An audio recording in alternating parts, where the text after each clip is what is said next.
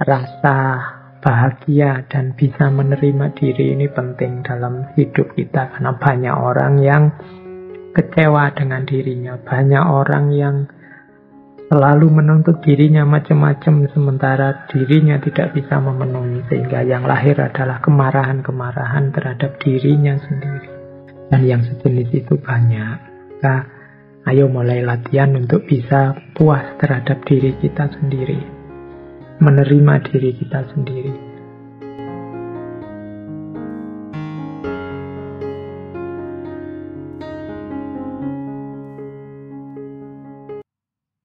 Jadi kesadaran bahwa kita ini bagian dari alam, bahwa kita ini sama-sama manusia sebagaimana semua manusia yang lain. Kesadaran bahwa kita ini dalam diri kita ada unsur ketuhanan. Kita juga punya amanah, tanggung jawab, tugas-tugas ketuhanan yang harus kita jalankan.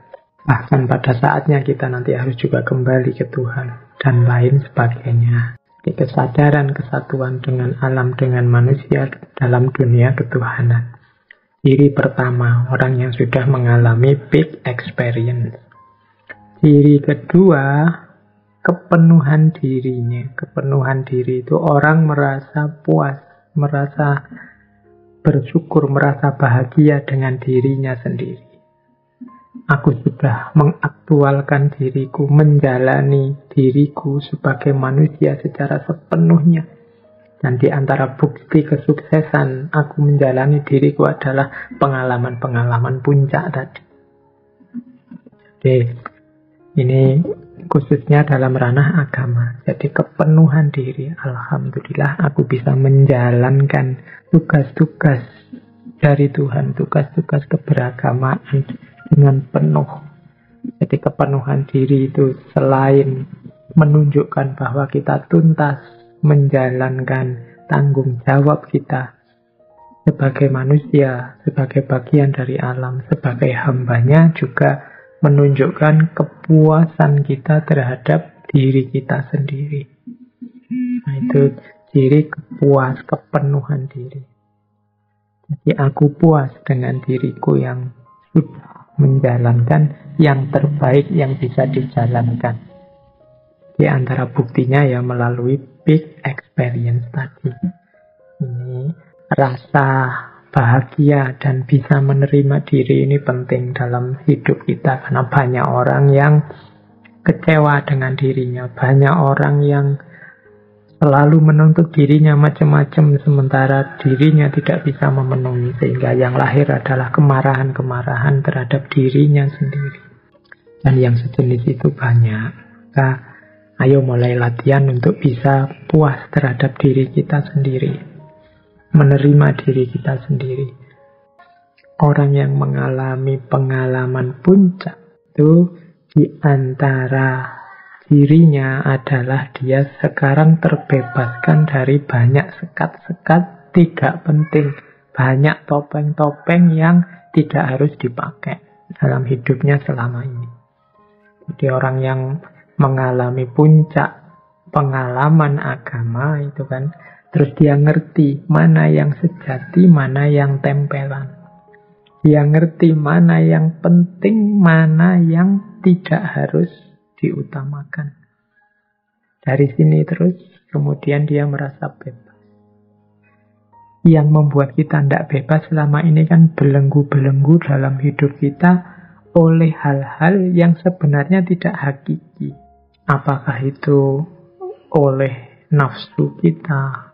Apakah itu oleh ambisi kita? Apakah itu oleh beban-beban sosial, beban-beban budaya, beban-beban politik yang tidak esensial, yang sangat memberati hidup kita. Nanti kalau orang sudah mengalami big experience, dia akan sadar mana hakiki, mana tidak hakiki, sehingga dia terbebaskan. Terbebaskan itu bukan berarti kalau begitu dia tidak lagi hidup di dunia sosial, tidak lagi hidup dalam tatanan politik, tidak lagi hidup dalam budaya, tidak. Dia tetap hidup, tapi semuanya tidak ada yang membelenggu dia, tidak ada yang membatasi langkahnya untuk menuju pengalaman puncak, untuk dekat dengan yang ilahi.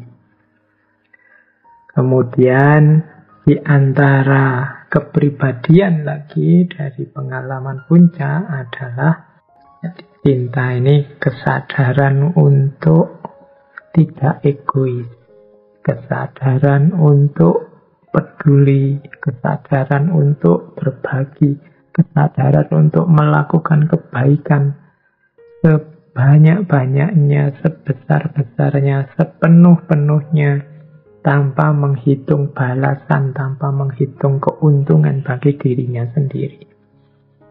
Cinta dekat dengan paradigma ikhlas. Nah, orang yang sudah mengalami big experience itu dia terbuka wawasannya, tercerahkan pandangannya, sehingga hidupnya akan diwarnai oleh cinta. Diwarnai oleh cinta itu berarti diwarnai oleh kepedulian-kepedulian, diwarnai oleh tanggung jawab, diwarnai oleh penghormatan, penghargaan pada alam, pada sesama, diwarnai oleh semangat untuk berbagi, semangat melakukan kebaikan sebesar-besarnya tanpa menghitung keuntungan untuk dirinya sendiri. Karena dia tahu satu-satunya fokus hidupnya yang sejati hanya Tuhan, hanya Allah. Jadi persis seperti adagium dari Kanjeng Nabi, salah satu hadis yang beberapa kali saya singgung itu kan setelah Kanjeng Nabi mengalami ujian sangat berat, ujian duniawi karena beliau dilempari batu, ditaburi pasir, dikejar-kejar di daerah Taif. Kemudian beliau di antara kalimatnya yang sangat terkenal, in lam takun wadiban alayya fala ubali. Asal engkau tidak murka padaku ya Allah, aku tidak peduli. Ini jiwa yang sudah mengalami puncak keikhlasan. Tidak apa-apa, saya akan melakukan kebaikan semaksimal mungkin, sebesar mungkin, seoptimal mungkin. Balasannya apa? Tidak dihitung. Satu-satunya yang saya hitung hanyalah apakah Allah ridho atau tidak, Allah murka atau tidak. Itu saja. Ini kepribadian peak, kepribadian yang sudah puncak. Kemudian orang yang sudah mengalami peak experience biasanya termotivasi untuk melakukan kebaikan-kebaikan sebanyak mungkin. Itu di antara cirinya sudah. Kok orang ngakunya sudah makrifat, mengalami pengalaman puncak, tapi loh kok begitu orang ini? Tindakan-tindakan, kelakuan, kata-katanya kok tidak menggambarkan itu? Ya mungkin perlu dicermati lagi apa ya yang dia alami pengalaman puncak. Biasanya orang yang sudah mengalami itu termotivasi untuk isi kata, isi laku, isi perbuatannya hanya kebaikan-kebaikan saja. Selanjutnya orang yang kepribadiannya peak juga punya ciri gembira. Orang ini gembira dalam dirinya dan kehadirannya menggembirakan sekitarnya. Jadi justru bukan orang yang kemudian pesimis, bukan orang yang mengkeret melihat dunia, bukan orang yang menyusahkan, menyulitkan, tapi orang yang gembira dan menggembirakan. Kenapa bisa begitu? Karena ciri yang terakhir itu, jiwanya jadi lembut. Dia tidak kaku lagi. Jiwa lembut itu muncul dari kesadaran bahwa ternyata aku ini manusia yang kecil dan lemah. Ternyata aku ini manusia yang punya banyak kekurangan-kekurangan. Tapi itu pun aku adalah yang paling disayang oleh Allah. Itu pun aku adalah yang punya tanggung jawab besar di muka bumi. Dan seterusnya. Dari situ terus jiwa kita jadi lembut. Ya lawannya lembut itu kan keras. Keras itu berarti merasa dirinya yang paling benar dan pasti benar. Merasa dirinya yang tidak mungkin salah. Memaksa orang lain harus seperti dirinya. menjudgment orang yang tidak seperti dirinya sebagai lebih rendah, sebagai pasti salah, sebagai pasti masuk neraka. Ini ciri-ciri keras. Tapi kalau jiwa yang lembut, ya seperti yang di atas tadi, yang dikembangkan cinta, kasih sayang, kesadaran kita ada di satu kesatuan. Ada kepedulian, ada penghargaan, penghormatan, baik pada alam maupun pada sesama. Di situ ada juga tanggung jawab. Jadi, ayo bareng-bareng kita bertanggung jawab membuat hidup ini nyaman, membuat hidup ini aman, membuat hidup ini tentram. Nah, ini ciri-ciri jiwa yang lembut. Nah, ini tipe kepribadian peak yang dijelaskan oleh Maslow antara lain bagi mereka yang sudah mengalami tadi klimaksnya, puncaknya pengalaman keagamaan. Oh, ini tiba-tiba sudah masuk ke pengalaman keagamaan. Tapi memang penjelasan-penjelasannya Maslow ke arah sana. Jadi meskipun pengalaman itu tidak terkatakan, hanya sementara, sifatnya intuitif, kemudian orangnya pasif sehubungan dengan pengalaman itu, tapi buahnya ternyata luar biasa. Kesadaran kesatuan dengan alam manusia, kepenuhan diri, kebebasan, cinta, motivasi, kegembiraan, dan juga kelembutan jiwa. Ada satu lagi ciri yang ini saya sendirikan. Ini ada quotes yang bagus dari Maslow. Expression and communication in the big experiences tend often to be poetic, mythical, and rhapsodic, as if this were the natural kind of language to express such states of being. Jadi ekspresi dan komunikasi dalam pengalaman puncak itu cenderung bersifat puitis, mitis, dan rhapsodik. Rhapsodik itu mengagumkan, indah. Seolah-olah inilah karakter alami bahasa untuk mengekspresikan situasi seperti itu. Jadi katanya Maslow, orang itu yang sudah mengalami pengalaman puncak ini cenderung dia kalau ngomong terus jadi puitis, jadi mitis, dan juga jadi indah, pinter bikin puisi, pinter ngomong yang enak didengar. Katanya Maslow, seolah-olah ya inilah bahasa pengalaman puncak, pengalaman yang indah, sehingga kata-kata, ekspresi, dan komunikasi pun terus jadi indah. Ya, ini tidak perlu saya jelaskan, teman-teman yang mendalami kajian-kajian tasawuf pasti merasakan bagaimana para sufi itu sebagian besar pandai sekali merangkai kata-kata, membuat puisi-puisi, syair-syair yang luar biasa. Saya bilang tadi, hakikat pengalamannya memang sukar dijelaskan sehingga diuraikan secara metafor-metafor dengan bahasa-bahasa yang sebagian besar puitis, mitis, rhapsodik. Karena kalau diceritakan konkret apa adanya, tidak mudah. Jiwanya terus jadi lembut, kemudian hidup diliputi oleh cinta, kebebasan, kegembiraan, sehingga yang keluar juga indah. Batinnya indah, pikirannya indah, ya keluar lewat kata-kata pun terus jadinya indah.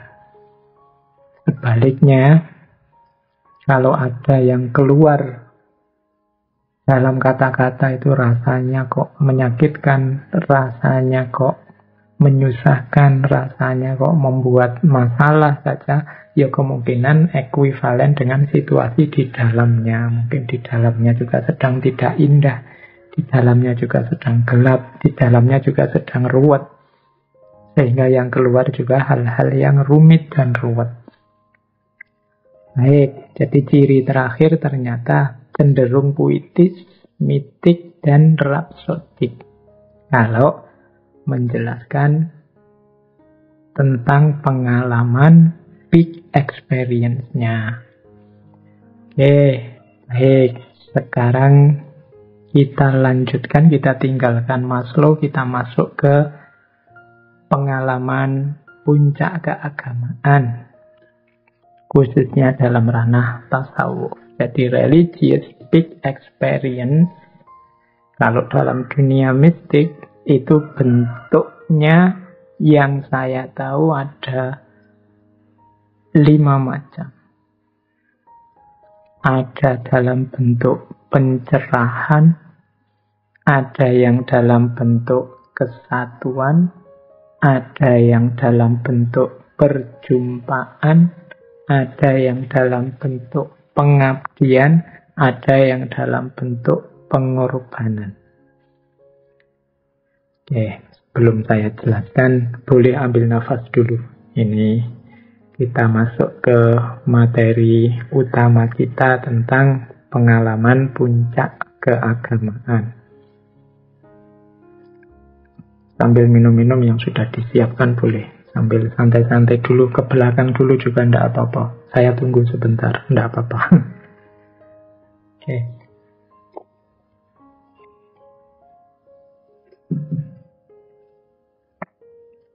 Baik. Jadi, religious peak experience itu yang paling populer jenisnya pencerahan.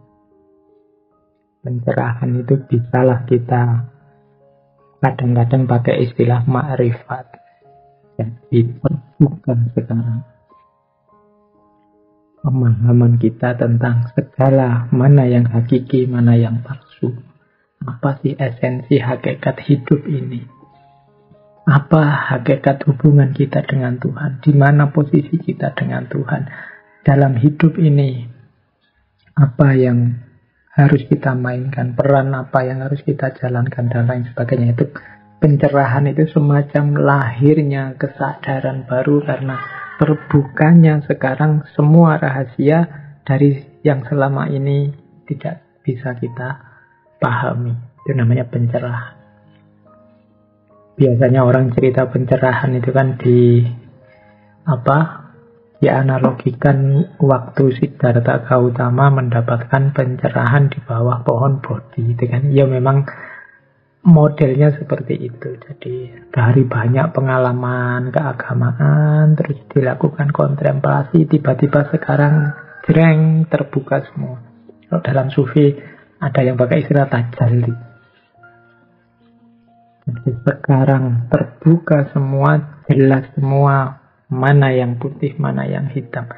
Kalau selama ini kan masih dikejar-kejar oleh akal, dicari-cari lewat buku, lewat pelajaran. Sekarang sudah hadir sendiri dalam diri kita mana kebenaran yang sejati itu. Nah, momen waktu pencerahan ini terjadi, ya itulah momen religious experience. Nanti kita jelaskan satu-satu.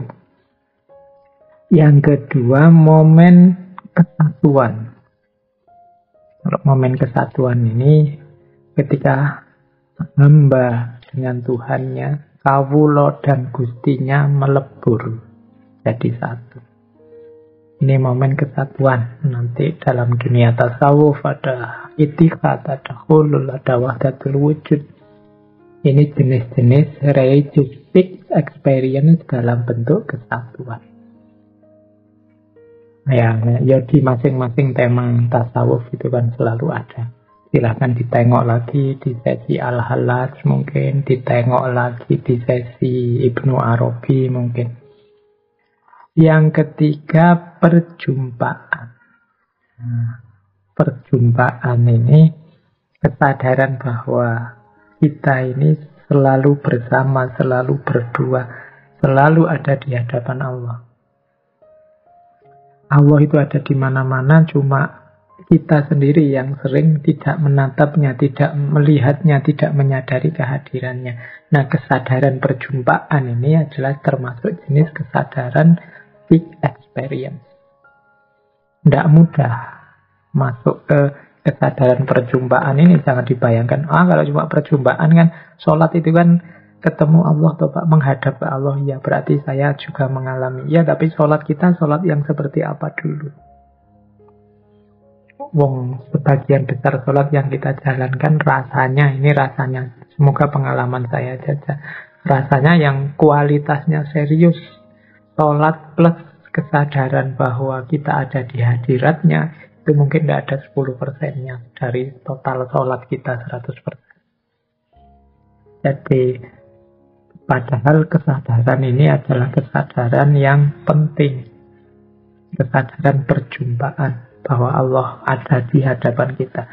Kesadaran perjumpaan ini kalau istiqomah nanti melahirkan satu akhwal dalam diri kita, namanya haya, rasa malu.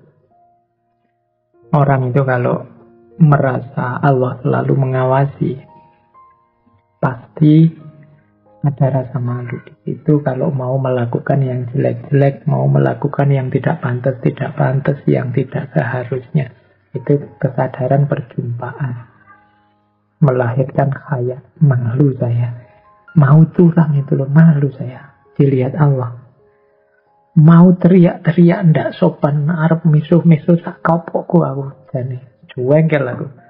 Oh iya, tapi malu saya kalau dilihat Allah. Itu mungkin kalian membayangkan kayak kalian lagi melakukan apa, terus ada CCTV-nya. Itu kan kalian malu melihat kalian sendiri di CCTV itu. Aku kok gitu ya. Nah, itu kesadaran khaya namanya. Itu lahir karena kita sadar bahwa Allah itu selalu hadir untuk kita, tinggal kita sadar apa enggak untuk menjumpainya. Itu kesadaran perjumpaan, juga termasuk jenis big experience. Yang keempat, big experience juga adalah kesadaran pengabdian. Kesadaran pengabdian ini kesadaran, jadi ini kalau saya mengilustrasikan seperti yang dijelaskan oleh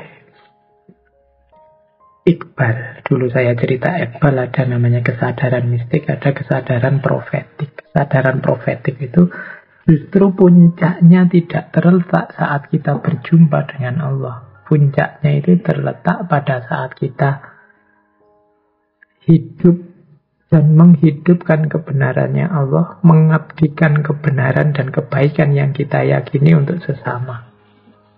Disitulah justru big experience-nya dalam pengabdian, dalam menuntun orang lain untuk justru mengalami pengalaman puncak yang sama, dalam mengabdikan diri. Jadi kalau Iqbal kan menjelaskannya seperti waktu Kanjeng Nabi Isra Mi'raj, itu puncaknya ya Mi'raj terus berjumpa dengan Allah.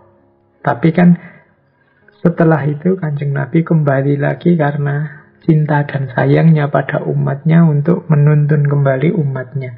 Nah, ini kan level kedua yang jenis pengabdian ini, gambarannya seperti itu.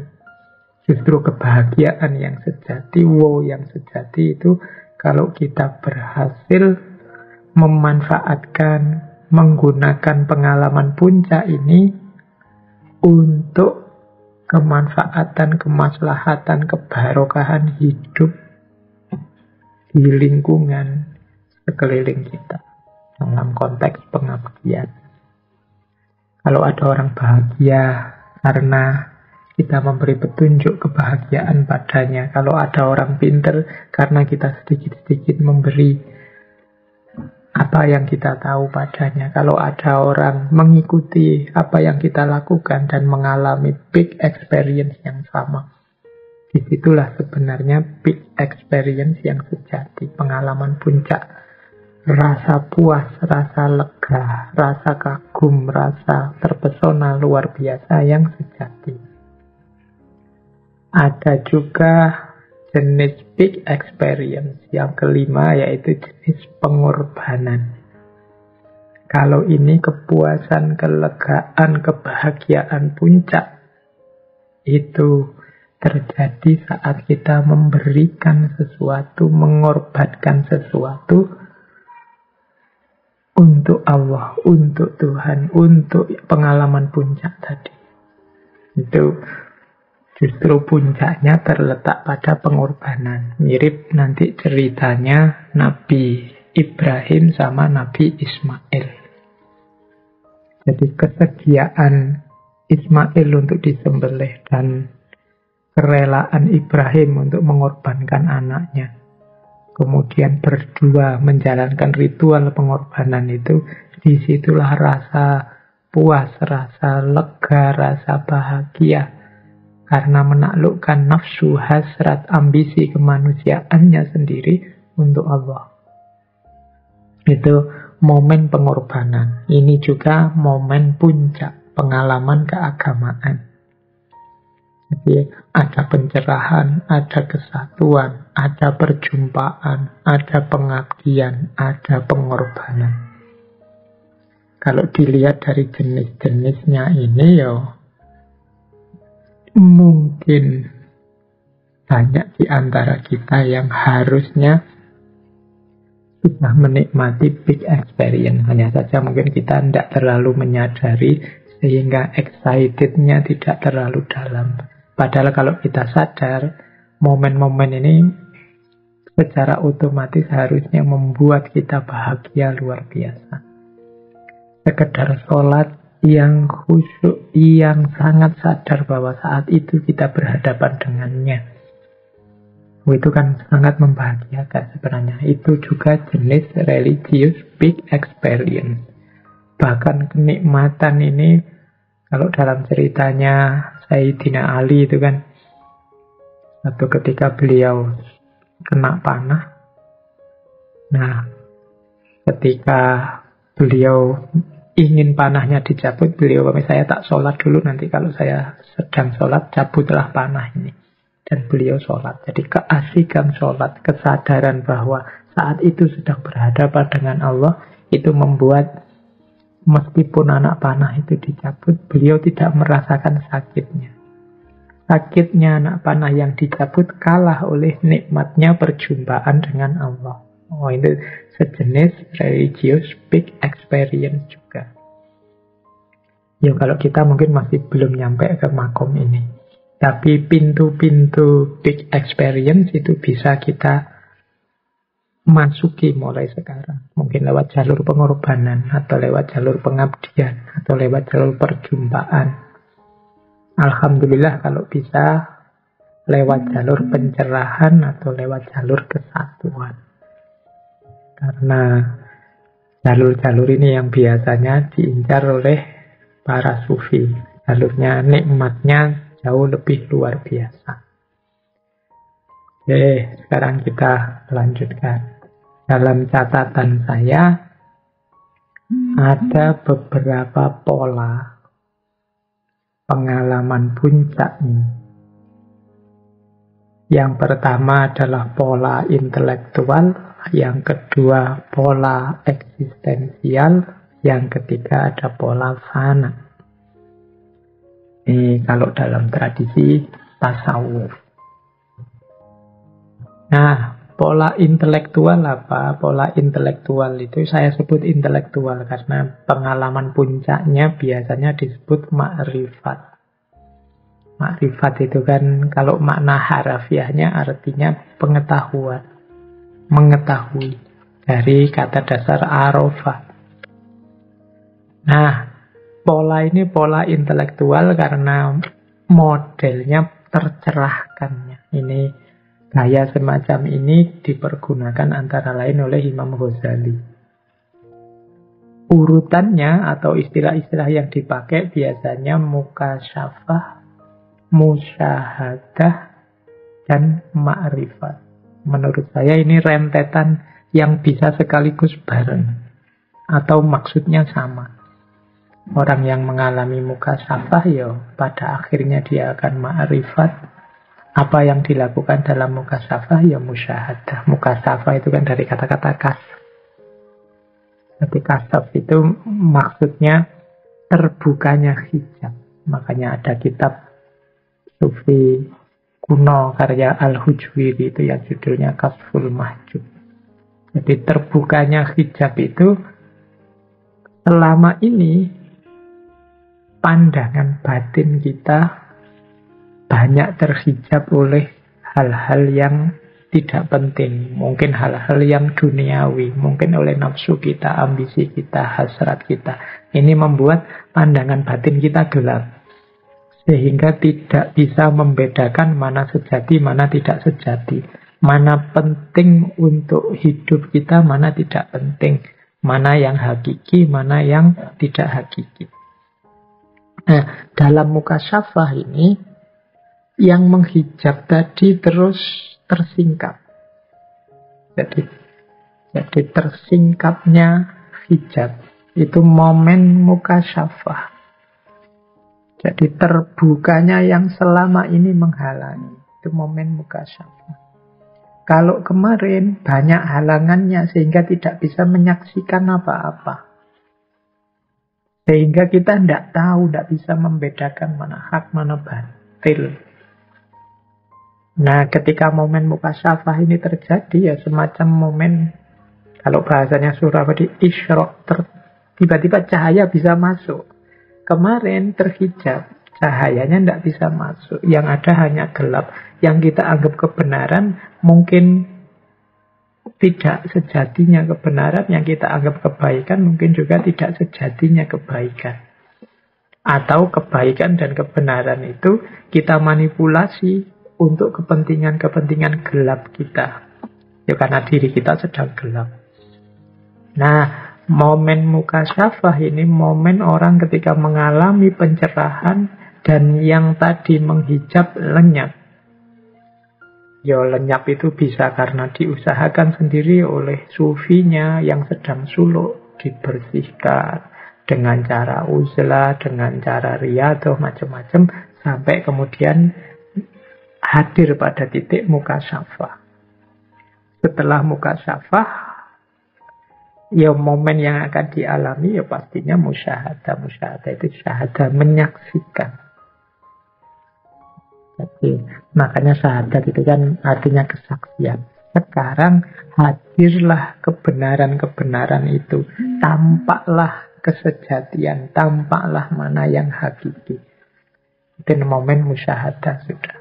Jadi setelah tadi kasyaf, hijabnya lenyap, sekarang syahadah menyaksikan kebenaran yang sejati, menyaksikan kebaikan yang sejati, menyaksikan yang hakiki.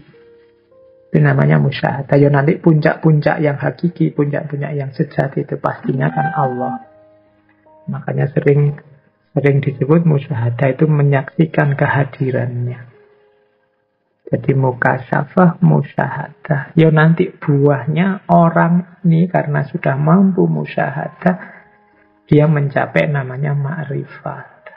Jadi ma'rifat itu ya hadirnya pengetahuan-pengetahuan yang hakiki, yang itu nanti menjadi kompas, menjadi pedoman dalam menjalani hidup. Orientasi hidupnya sekarang berubah karena sudah ma'rifat.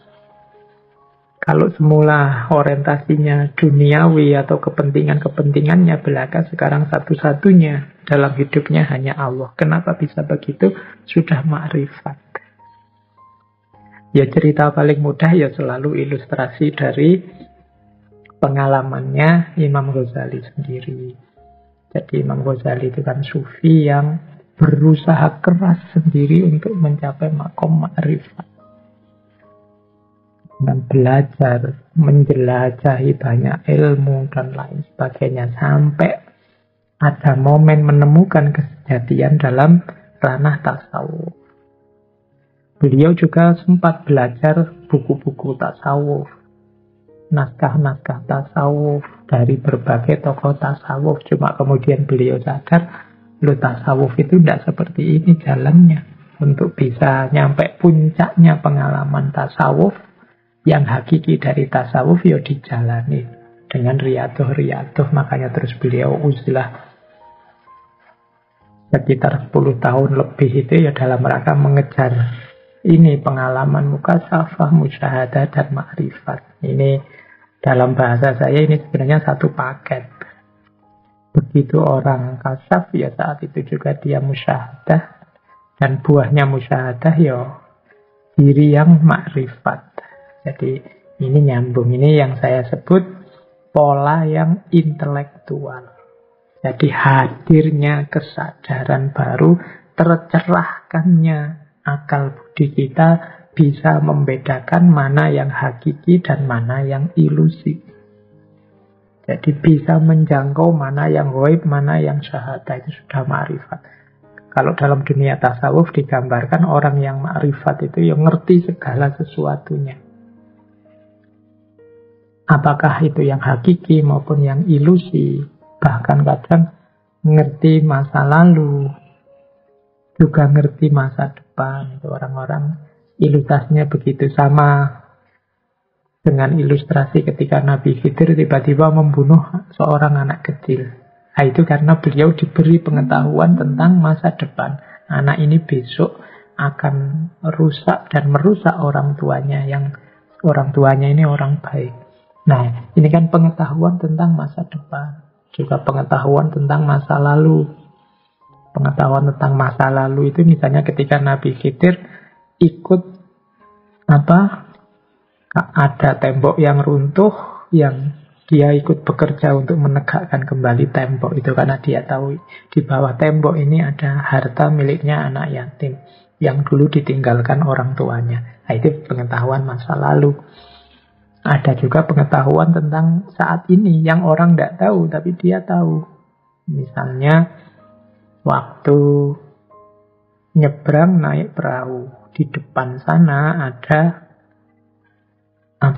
kapalnya penguasa yang merampasi kapal-kapal yang masih layak, yang masih baik. Nah, terus oleh Nabi Khidir kan kapalnya terus dilubangi. Itu kan yang kejadian saat ini, sebentar lagi dia tahu tentang saat ini, tahu tentang masa lalu, tahu tentang masa depan. Ini kan pengetahuan jenis ma'rifat, orang yang sudah sampai di makom ma'rifat. Yang untuk sampai makom ini mengalami mukasyafah, kemudian musyahadah. Ini pola peak experience lewat jalur akal intelektual.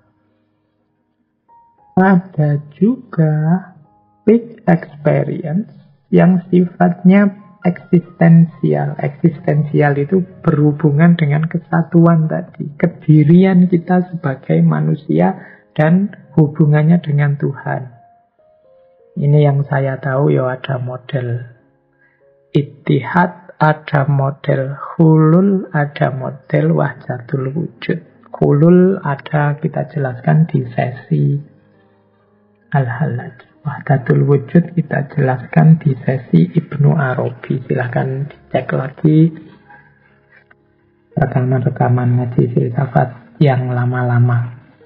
Biasanya yang lama-lama itu rekamannya tidak terlalu bagus. Ya tidak apa-apa, dimaklumi saja. Memang awal-awal ngaji filsafat itu kan misinya adalah belajar bersama yang hadir saat itu, bukan misi rekaman untuk didengarkan banyak orang.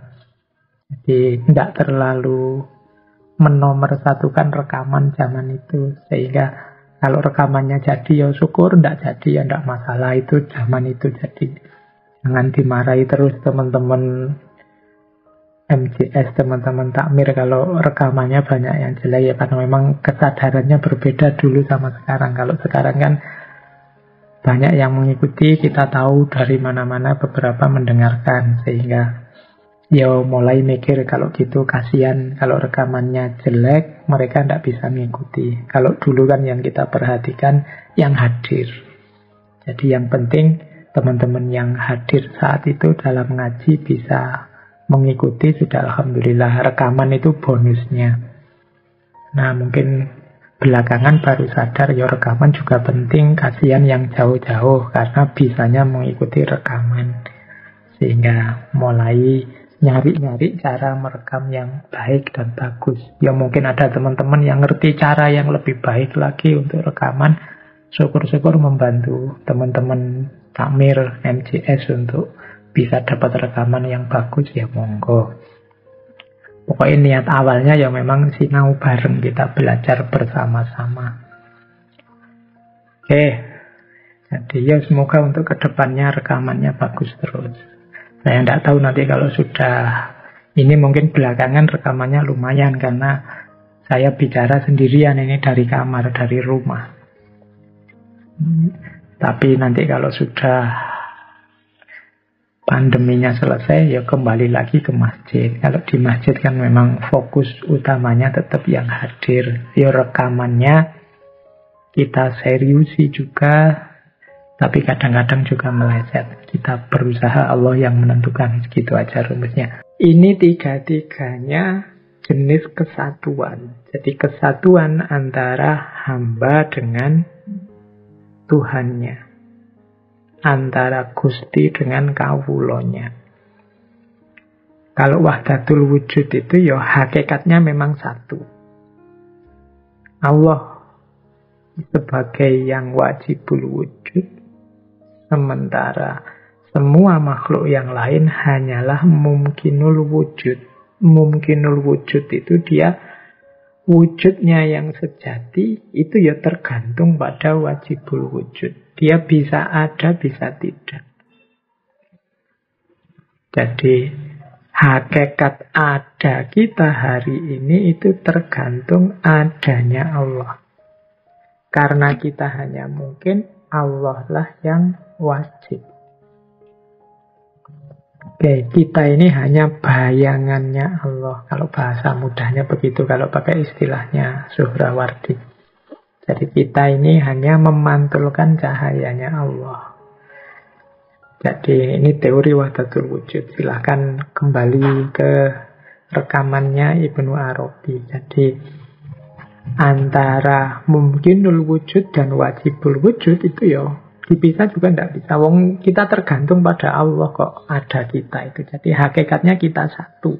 Cuma banyak orang yang tidak sadar kesatuan ini. Dianggapnya manusia itu punya kekuatan sendiri, punya daya sendiri, punya pikiran sendiri, punya. Tidak. Kita itu adanya apapun dari diri kita itu tergantung pada Allah. Itu konsep wahdatul wujudnya Ibnu Arabi. Ini yang saya sebut jenis kesatuan. Kesadaran bahwa kita ini adalah bagian dari diri ketuhanan yang satu. Itu kesadaran wahdatul wujud. Kesadaran bahwa kita ini hanya sementara. Pada saatnya kita akan lenyap. Sekarang ada kita, itu pinjaman dari yang wajibul wujud.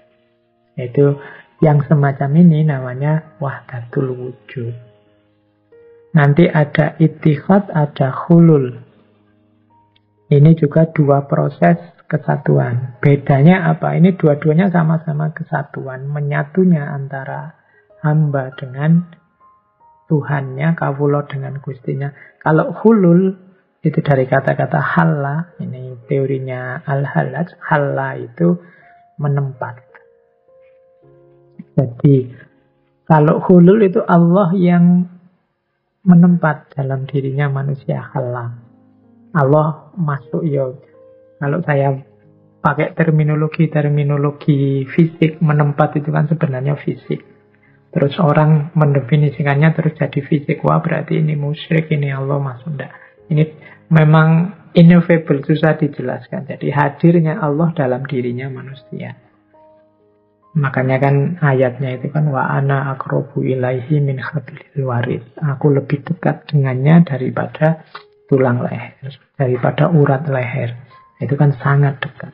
Nah, Allah itu ada dalam hakikat diri kita, batin kita yang paling dalam. Itu kan teori-teori kedekatan Allah dengan hamba. Jadi hulul itu situasi ketika Allah hadir dalam diri kita. Karena dalam diri kita ada unsur nasud, ada unsur lahud. Dalam diri kita ada unsur manusiawi, namanya nasud. Yang ini sering jadi hijab. Tapi yang paling dalam diri kita ada unsur ilahi, namanya lahud. Nah, agar diri kita ini kompatibel dengan Allah sehingga Allah bisa hadir dalam diri kita. Ini teorinya Al-Hallaj ya. Maka perlu kita singkirkan nasutnya dan biarkan Allah hadir dalam diri kita yang sudah jernih, sudah bersih dari unsur kemanusiaan, tinggal unsur ketuhanan lahutnya saja. Nah, ini namanya hulul. Beda lagi sama ittihad. Ini kalau ittihad dari Abu Yazid Bustami. Ittihad itu manusianya yang bergerak menuju Allah. Ilaihi roji'un, sampai nanti bersatu dengannya. Makanya ada kalimat terkenal itu kan, muzijat ruhi wa ruhaka. Jadi bersatunya rohku dan rohmu. Itu model kesatuan, ittihad. Jadi kalau yang ittihad itu manusianya yang menjalani suluk selangkah demi selangkah sampai benar-benar ketemu Allah ilaihi roji'un. Kalau hulul ini manusia membersihkan dirinya sejernih mungkin, menyisihkan unsur-unsur kemanusiaannya sehingga tinggal unsur ketuhanannya, kemudian Allah hadir.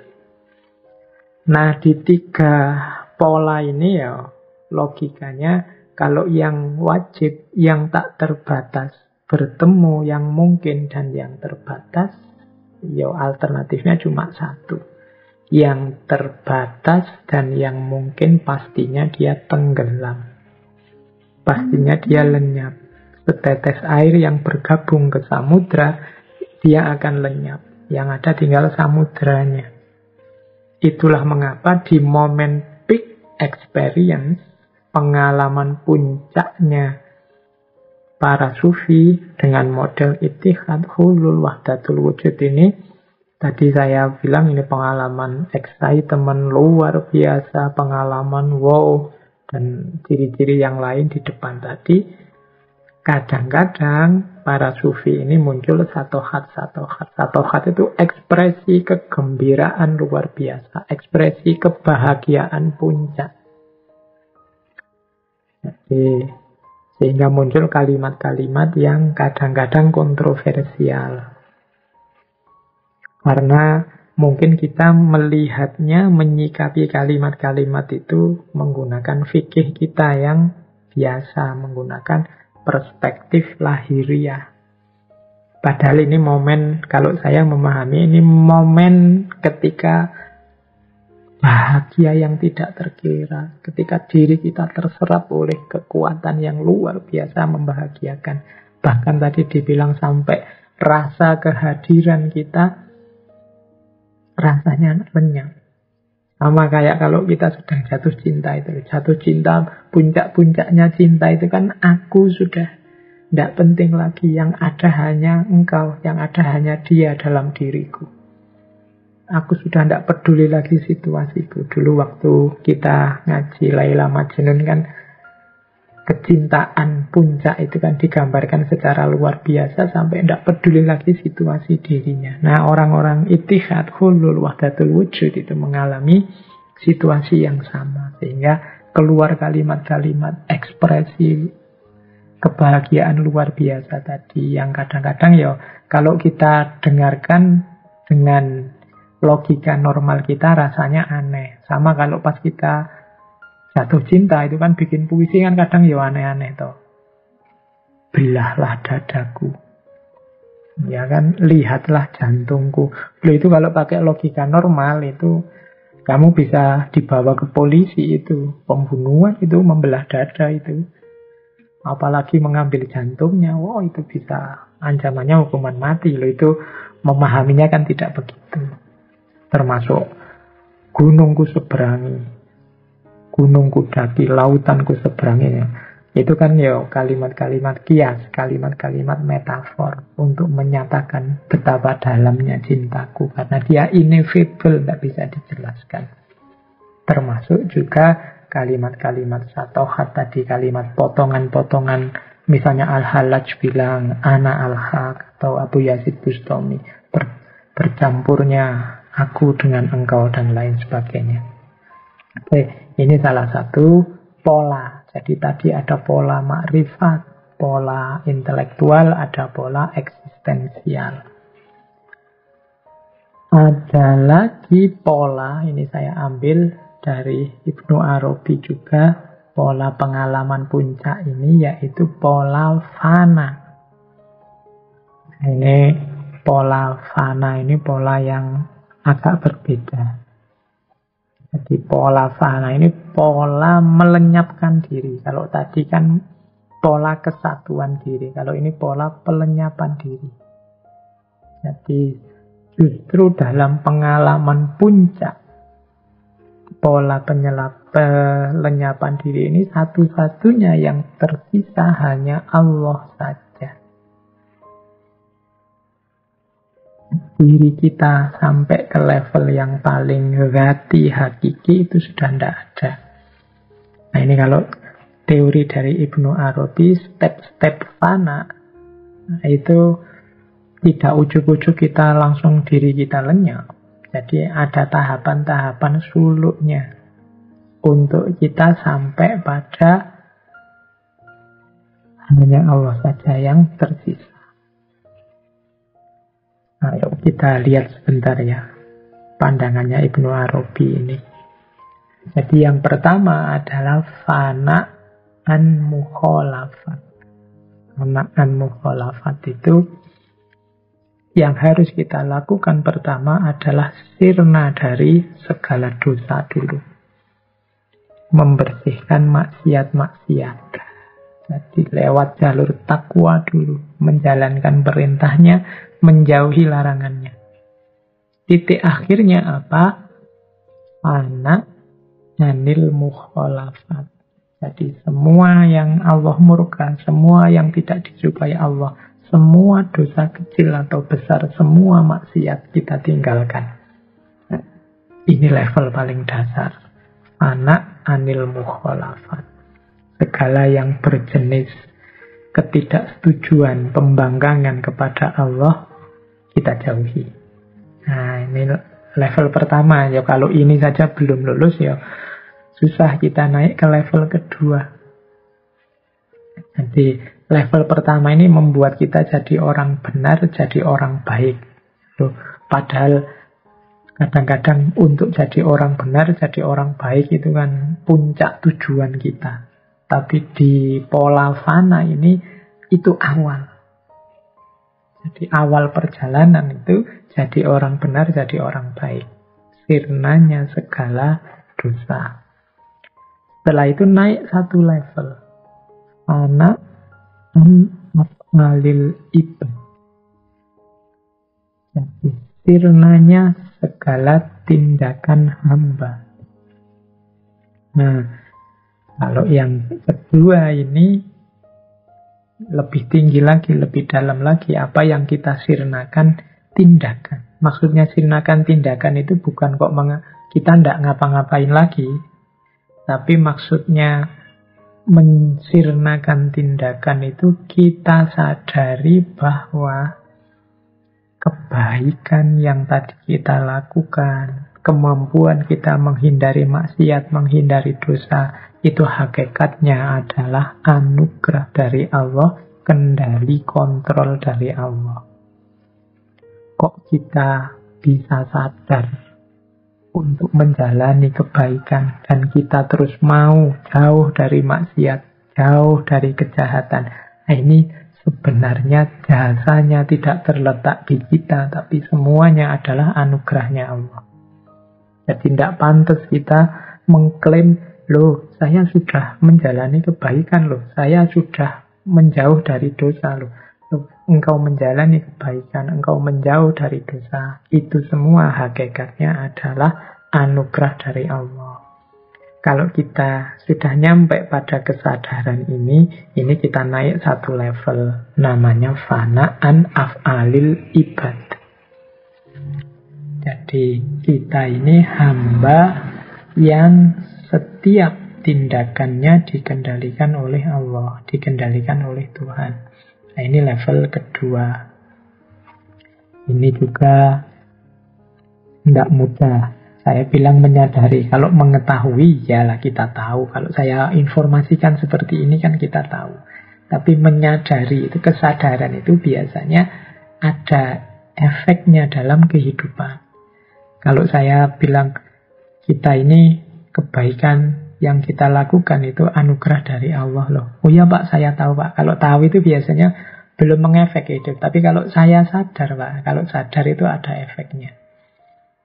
Banyak orang yang tahu tentang ini, tapi kok dia masih bisa sombong, masih bisa mengklaim bahwa tindakan itu adalah hasil upayanya, hasil jerih payahnya, masih merasa lebih benar dari yang lain, masih menganggap yang lain telah sesat, dia yang milih jalan kebenaran. Itu semuanya seolah jasanya dia. Nah itu berarti ya hanya tahu, tapi belum sadar. Kesadaran itu biasanya ada efek praktisnya dalam kehidupan. Nah, ini level kedua. Level ketiga, lebih dalam lagi. Anak sifatil makhlukin. Sirnanya segala sifat-sifat kemakhlukan. Oh, kalau tadi tindakan itu kan sesuatu yang konkret. Itu anugerahnya Allah. Sekarang lebih dalam lagi. Bahkan sifat-sifat makhluk. Sifat-sifat makhluk itu ya misalnya ada nafsu di situ, ada hasrat di situ, ada keinginan-keinginan duniawi di situ. Itu kan kita menyebutnya manusiawi kok Pak, begitu itu. Di level yang ketiga, fanaan ahwalil makhlukin ini, sifat-sifat seperti itu disingkirkan. Disingkirkan itu dipinggirkan. Jadi kita sirnakan, tidak kita dominankan dalam hidup. Jadi semuanya dijalani sekadar minimal kebutuhan saja. Kita penuhi sekadar kebutuhan dasarnya. Sisanya apa? Sifat-sifat ketuhanan yang kita hidupkan. Jadi Rahman, Rahim, Ra'uf, Latif, ini kan sifat-sifat ketuhanan. Takholat bi ahlakillah. Jadi yang kita kedepankan, yang kita utamakan, yang kita perbanyak adalah sifatul khaliq. Kalau sifat makhluknya sudahlah kita penuhi seminimal mungkin saja. Ini namanya fana'an sifatil makhlukin. Sirna dari sifat-sifat kemakhlukan. Ini level 3, ini lebih dalam lagi. Terus bisa naik lagi ke level 4. Fana angkulizat. Kalau ini lebih sulit mungkin ya. Sirna dari personalitas diri. Jadi ini kesadaran bahwa hakikatnya aku ini tiada. Kalau nampak Allah, otomatis aku ini tidak ada. Nadaku tergantung Allah. Nah ini fana angkulizat. Tadi saya bilang Ibnu Arabi termasuk yang mempopulerkan wahdatul wujud. Jadi satu-satunya wujud hanya Allah, yang lain tergantung wujudnya kepada wujudnya Allah. Maka orang yang nyampe di makom fana angkulizat ini orang yang sadar bahwa bahkan diriku ini, adaku ini bisa saja sifatnya ilusi. Hakikatnya aku hanya mungkinul wujud, bisa ada atau tidak. Sekarang aku dipinjami wujud oleh Allah. Nah ini kesadaran fana angkulizat. Jadi adaku itu hakikatnya adalah kemungkinan pinjaman dari wujudnya Allah. Ini yang keempat. Fana yang kelima adalah fana angkulil alam. Kalau ini kelanjutan yang tadi, kelanjutan yang zat. Kesadaran lebih jauh bahwa tidak cuma aku yang mungkinul wujud, tidak cuma aku yang wujudnya tergantung Allah, tapi alam semesta di sekelilingku juga tergantung pada Allah. Nah ini namanya fana angkullil alam. Yang di sekelilingku juga ternyata juga tidak hakiki.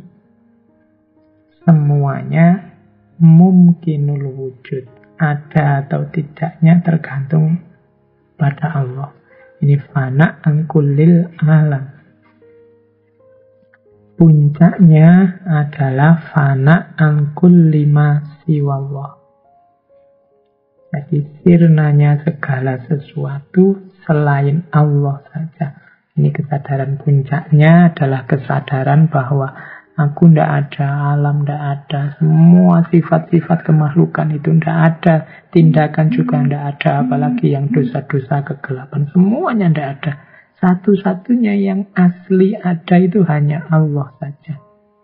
Itu fana an kulli ma siwallah. Ini pengalaman paling puncak, berarti pengalaman merasakan bahwa Allah adalah satu-satunya. Segalanya itu tidak ada. Kalau pakai bahasa Jawa, segalanya itu hakikatnya adalah kekosongan, suwung. Isi satu-satunya hanya Allah. Jadi ini namanya pola fana. Jadi dari kelenyapan, semuanya dilenyapkan sampai satu-satunya yang ada hanya Allah. Makanya fana itu kalau dalam dunia tasawuf, misalnya dalam gagasannya Abu Yazid Bustami selalu dijejer dengan bako. Jadi fana itu lenyapnya semua makhluk dan bako itu tetapnya Allah sebagai Tuhan. Fana, bako. Nah ini pola peak experience yang model fana. Jadi ada peak experience model eksistensial kesatuan seperti ittihad hulul wahdatul wujud, juga ada model intelektual, model ma'rifat, mukasafah, muzahadah, dan lain sebagainya. Nah, ini belum saya jelaskan model perjumpaan, pengabdian, pengorbanan, itu ya pola-pola yang lainnya. Tadi sudah saya singgung sedikit. Yang penting inilah puncak pengalaman kita dalam beragama. Oke, waktunya sudah mau habis. Saya tambah satu saja lagi, yaitu jalan menuju religious peak experience. Bagaimana caranya biar kita sampai pada pengalaman puncak tadi. Ini kalau dalam tasawuf namanya suluk. Suluk itu dari kata-kata salaka ya sluku. Jadi artinya berjalan. Jadi suluk itu berarti menempuh perjalanan. Kalau dalam Islam ya arahnya jelas, perjalanan itu ilaihi. Meskipun awalnya juga Allah, dari Allah menuju Allah.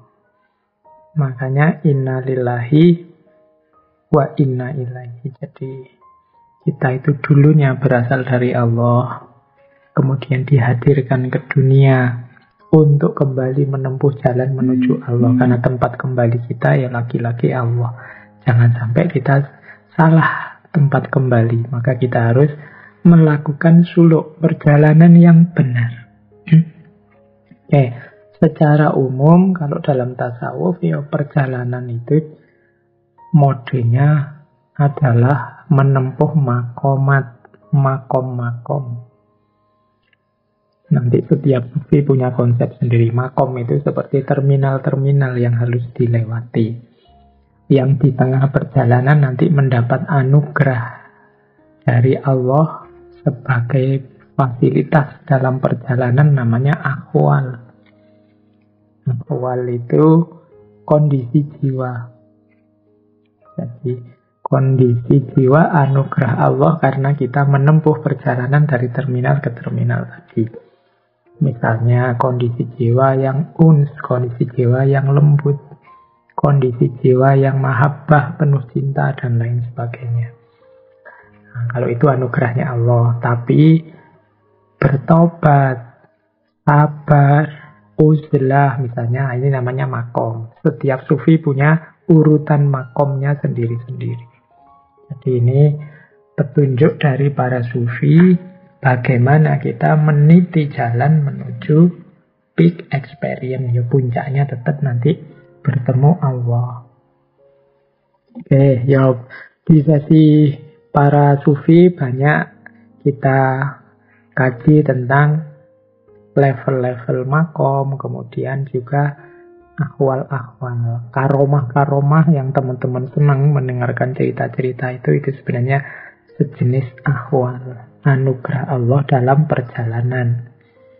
Ya semoga orang tidak tertipu dengan karomah-karomah itu. Biasanya para sufinya sendiri sering menganggap karomah-karomah itu ya anugerah sekaligus ujian. Kalau tidak lulus ujian, banyak yang berhenti di karomah. Banyak orang itu diberi Allah anugerah luar biasa karena perjalanannya yang juga luar biasa, melakukan suluk tirakat yang luar biasa. Terus oleh Allah diberi fasilitas dalam perjalanan. Tapi banyak orang yang tertipu oleh fasilitas itu. Misalnya orang mengistiqomahi sholat tahajud apa sholat duha misalnya. Itu kan salah satu jalan untuk dekat ke Allah, untuk cepat sampai pada Allah. Tapi oleh Allah kemudian diberi anugerah. Atau mungkin juga diuji. Misalnya diberi rezeki yang banyak, yang berlimpah-limpah. Nah, ini sejenis karomah juga menurut saya. Nah terus banyak orang yang tertipu gara-gara dapat rezeki banyak ini. Oh berarti sholatku tahajud ini bisa membuat rezekiku terjamin.